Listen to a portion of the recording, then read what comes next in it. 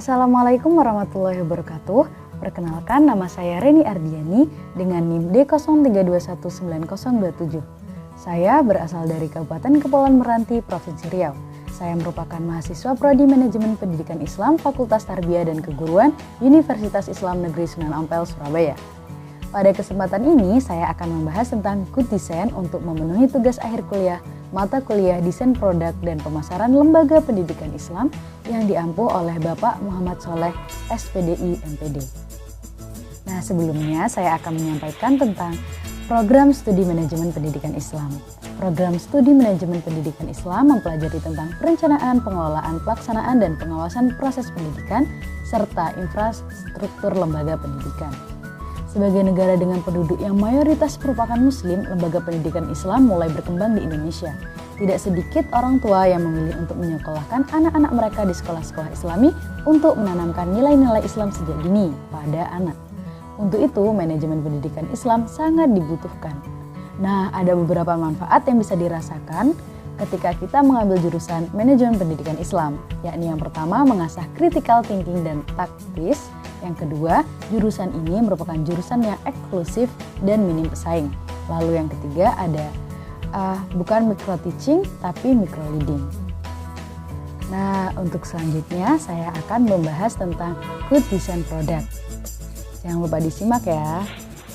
Baiklah, yang pertama saya akan membahas apa sih Good Design Product itu. Nah, produk unggulan atau biasa disebut dengan Good Design Product terdiri dari dua kata, yakni produk dan unggulan. Nah, pengertian dari produk unggulan ini yakni seperangkat atribut baik yang berwujud yakni berupa barang maupun yang tidak berwujud yakni berupa jasa dengan keadaan yang bernilai tinggi, awet, kuat, serta berkualitas. Seorang tokoh yang bernama Dieter Rams mengemukakan bahwa ada 10 prinsip-prinsip dalam good design. Nah, yang pertama ada good design is inovatif. Desain yang baik yakni desain yang memiliki sebuah inovasi dan mampu memanfaatkan teknologi yang tersedia. Nah, perkembangan teknologi akan selalu menawarkan peluang baru untuk melahirkan desain yang inovatif. Lalu yang kedua, good design makes a product useful. Nah, desain yang baik yakni membuat sebuah produk yang berguna. Produk diciptakan untuk digunakan sebagaimana mestinya. Untuk memenuhi kriteria tersebut, produk tidak hanya dilihat dari fungsinya saja, melainkan dapat dilihat dari psikologinya dan estetiknya. Desain yang baik ini menekankan kegunaan sebuah produk dan mengabaikan segala sesuatu yang dapat mengurangi kegunaan produk tersebut. Lalu yang ketiga, good design is aesthetic. Nah, desain yang baik ini harus memiliki unsur keindahan. Kualitas keindahan sebuah produk harus sejajar dengan kegunaannya. Hal ini dikarenakan produk setiap harinya digunakan dan memiliki efek terhadap kesejahteraan. Lalu yang keempat, good design makes a product understandable.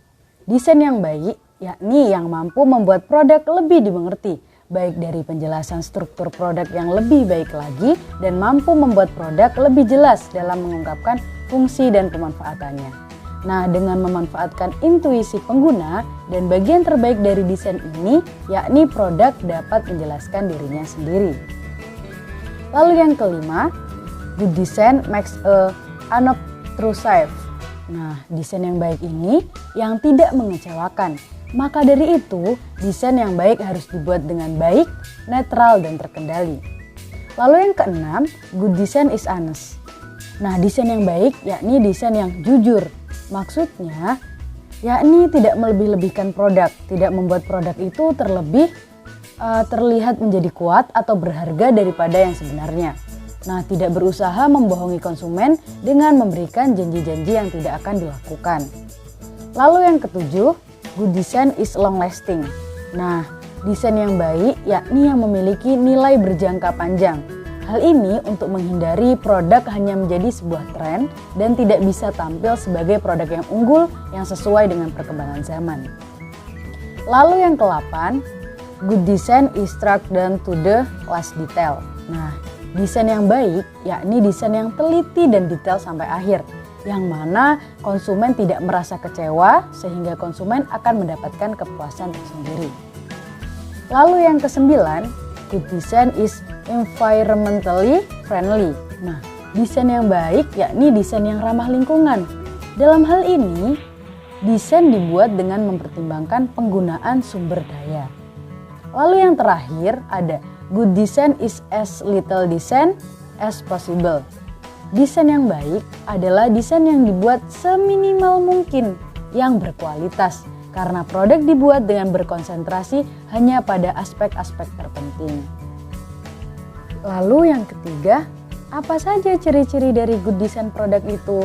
Nah, ciri atau indikator produk unggulan yang pertama, yakni produk unggulan memiliki daya saing tinggi di pasaran, baik ciri, harga, atau kualitas. Lalu yang kedua, produk unggulan memiliki jangkauan pemasaran yang luas. Lalu yang ketiga, produk unggulan harus mengembangkan produk atau jasa baru. Lalu yang keempat, produk unggulan seharusnya memiliki sesuatu yang unik atau tidak mudah ditiru. Lalu yang kelima, produk unggulan mempunyai ciri khas daerah karena melibatkan masyarakat. Yang keenam, produk unggulan tidak merusak budaya setempat. Lalu yang ketujuh, produk unggulan difokuskan pada produk yang memiliki nilai tambah tinggi di masyarakat. Lalu yang ke-8, produk unggulan harus dapat menciptakan kontribusi untuk mendapatkan manfaat produk akhir. Lalu yang ke-9, produk unggulan dapat bertahan dalam jangka panjang. Lalu yang terakhir, produk unggulan tidak rentan dengan gejolak internal atau eksternal. Demikianlah pembahasan terkait good design produk. Semoga apa yang telah saya sampaikan bisa memberikan kemanfaatan untuk kita semua. Sekian dari saya. Wassalamualaikum warahmatullahi wabarakatuh. See you.